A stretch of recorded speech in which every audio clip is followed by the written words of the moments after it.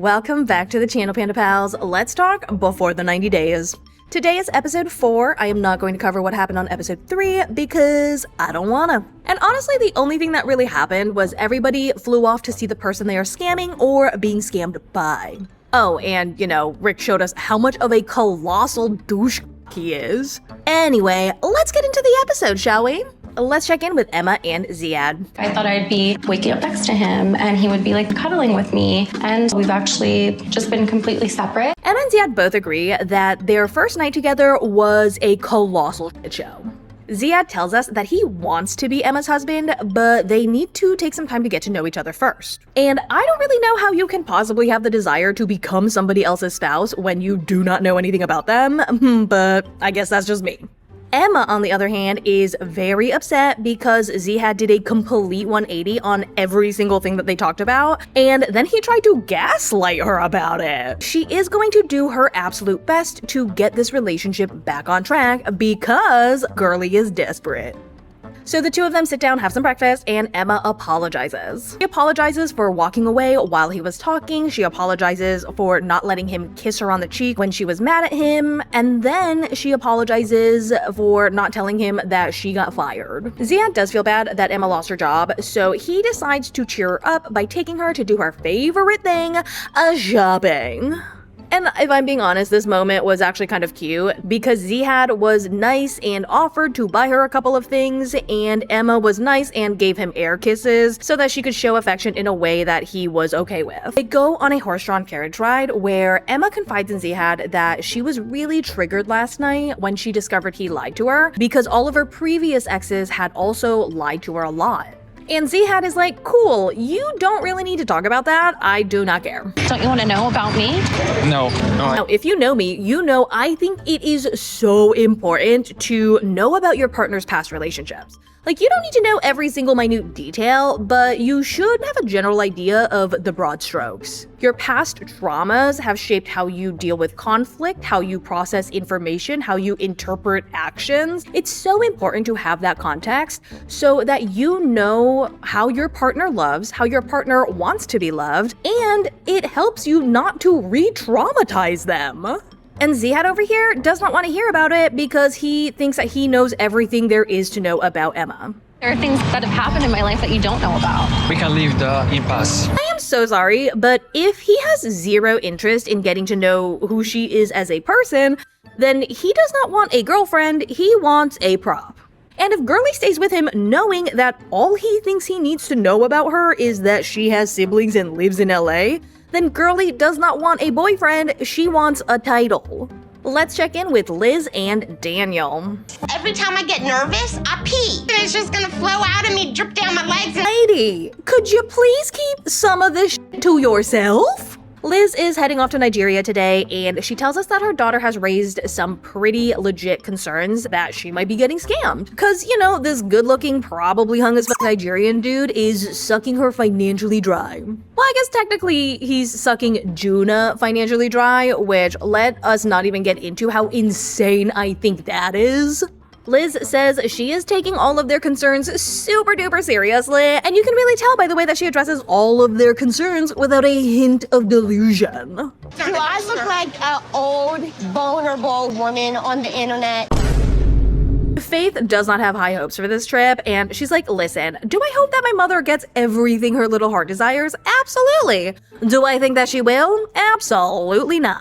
Then Liz comes down to tell Faith that while she's in Nigeria, her divorce papers are going to come in the mail, and Faith has to send them out immediately so that her divorce gets finalized while she is with Daniel. Because she's planning on coming clean to Daniel, and she feels like being able to show him proof that she is no longer legally married will soften the blow of telling him that she's been lying to him not only about having dated multiple women over the past 2 decades, but that she was legally married to one the entire time that they were dating. Over in Nigeria, we get to meet Daniel. We learn he is from the Igbo tribe, he is a Christian man, he grew up very, very poor, and recently he lost his mother, but not before she told him that he needed to make it his life's mission to marry a white woman. So he met Lisa online, and he loved that she was white and that she had boobs. And he tells us Lisa has everything he wants, okay? Girly is thick, she financially supports him, and she makes him feel so loved. He goes to his spiritual leader to ask if Lisa is a good omen or not, and his spiritual leader is like, hell yeah! Your ancestors want you to go forward in this journey. They want you to be with this white woman because being with her is going to lead to good tidings, blessings, and future success. I'm going to assume that his ancestors mean he's going to have all of this success because he's in America with his green card, and not because he's married to Lisa, because damn, Girly is a hot mess. Let's check in with Laura and Birkan. My first impression of Birkan is that he is kind of an edgelord.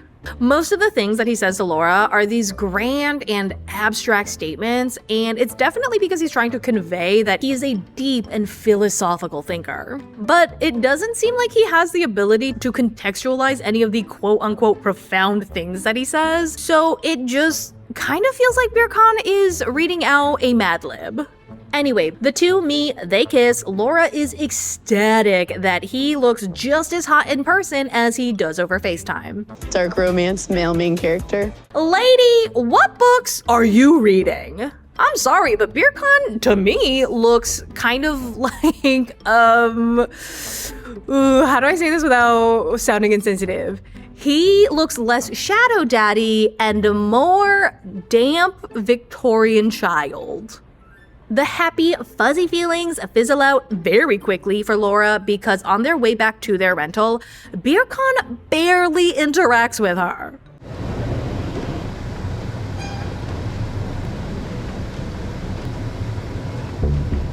Girly was expecting I'm about to explode in my pants levels of sexual tension, leading to them barely making it past their front door before Birkan pushes her up against the wall and devours her punani like it is the elixir of life.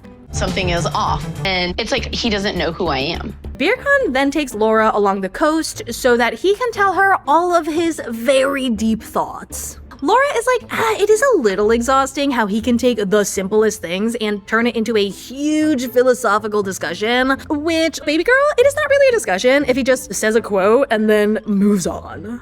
But that is neither here nor there. Laura is infatuated with him, and she's like, it is exhausting, but I like him, so I wouldn't change a thing. They get back to the rental. Laura wants to get, cozy and cuddly and maybe a little sexy. But oh my god, Girly is pulling teeth to get Birkan to engage in any kind of conversation that will last more than 2 seconds. She's like, today was a long day. Why don't we go to bed? And Birkan is like, it is still kind of early, so why don't you go to bed alone and I will sit on the couch by myself watching TV. And then she trudges off to the bedroom so that she can start texting Michael. Now, Laura's starting to spiral a little bit, and she thinks that he may be hiding something or he is no longer attracted to her now that he's seen her in person. But I personally think that Birkan is just a super boring dude.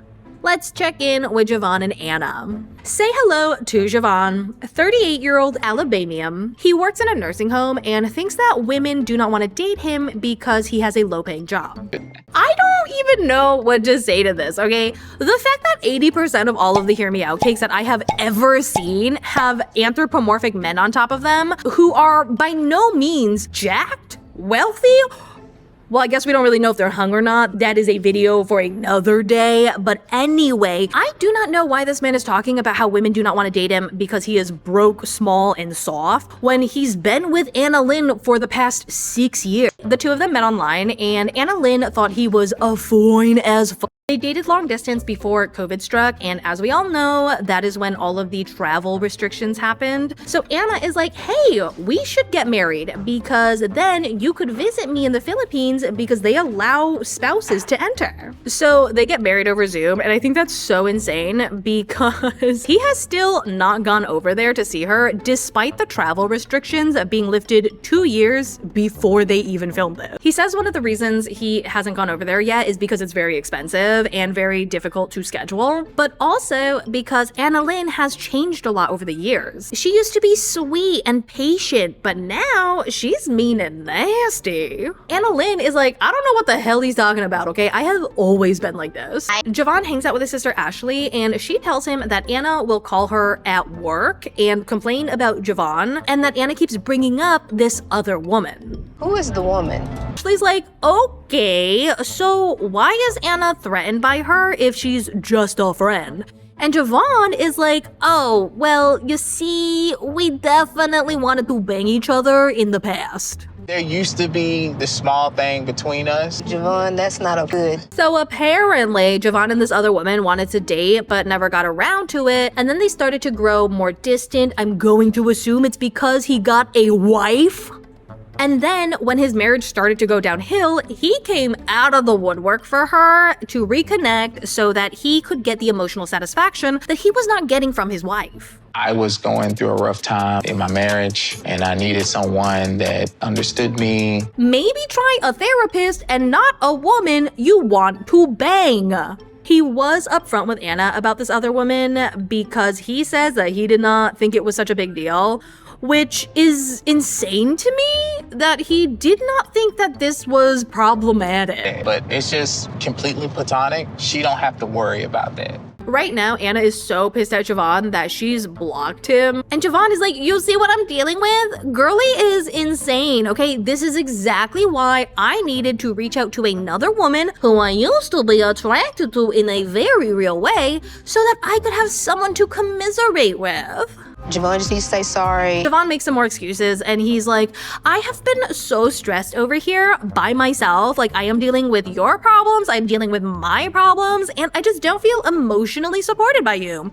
As if Anna is not alone in the Philippines dealing with his problems, dealing with her problems, and not feeling emotionally supported by him. I was desperate just to be heard. Get therapy.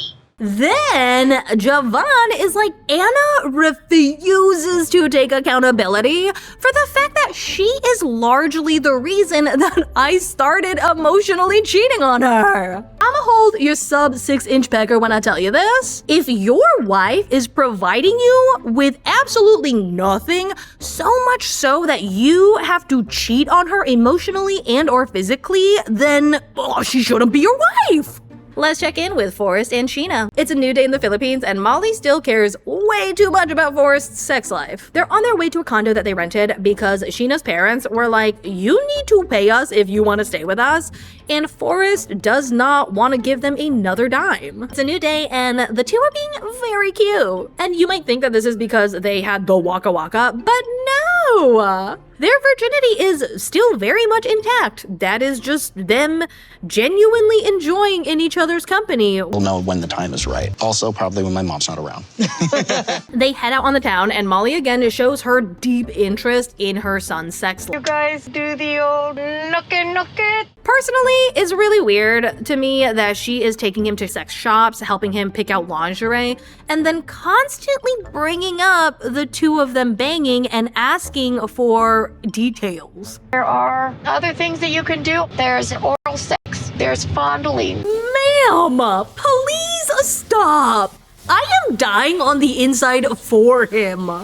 As you can expect, Molly is not happy with Forrest and his reaction, and she definitely thinks that Sheena has started to brainwash him because back at home, Forrest has zero problem talking to his mom about all of the filthy things that he wants to do with Sheena. After dinner, Molly does thank Sheena for apologizing to her the day before, and then she proceeds to grill her way too hard. In my opinion. Sheena tries to explain her situation to give Molly the context as to why she made the decision to lie. So she tries to explain how she is the breadwinner, how in her culture the children are obligated to financially support their family, and that her parents guilt and shame her about it. But Molly over here does not want to hear any of this, and she's like, zip it, I just want a direct answer. A little annoyed at Molly that she is not letting Sheena finish. I wasn't the biggest fan of Molly's to begin with, but this interaction made me even less of a fan. And maybe I'm a little more biased because I 100% understand the familial dynamic and weaponization of shame that Sheena is trying to explain. But I really do not like how Molly handled this situation at all. Sheena finally does say that she lied because she was scared, and Molly doesn't even accept her answer. I absolutely get where Sheena's coming from, and I don't know, maybe it is a cultural thing, or maybe Molly just sucks. Oh, you were scared. I didn't. Disrespectfully? Oh, fuck you. To say that she is not scared enough because she did not confide in anybody about it is so beyond f***ed up, okay? As a victim of abuse at the hands of multiple people, I never confided in anyone about it when it was happening because I was scared. I was scared of what they would do to me. I was scared of what other people would think of me. Like, lady, I'm just sending her the biggest middle finger right now. It's hard for me to say no. Collapse and he tells his mom that clearly Sheena knows what she did was wrong and nothing is going to be accomplished by kicking a dead horse. You're acting all hostile? I'm not. Yeah, you are. You were? Now, Molly is 100% convinced that Forrest is brainwashed and that he's clearly got blinders on because he is choosing to believe Sheena and not her. But still, I have to always protect Forrest. She already told you! How? Why are you like this? And that, my Panda Pal, is all I have for you today. I hope you had a wonderful holiday, and I hope you have a happy, happy New Year. I have not had New Year's resolutions for the past, I don't know, 3 or 4 years, because I just didn't really feel like I needed them. I was in a good place.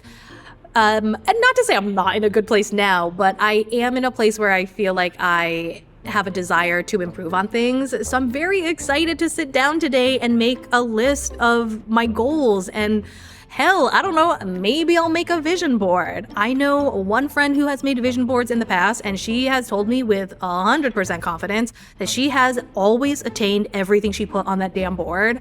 So, you know, why not? What's the worst that could happen, right? Anyway, let me know if you guys have any New Year's resolutions down below. And with that, I will see you in the next one. Bye!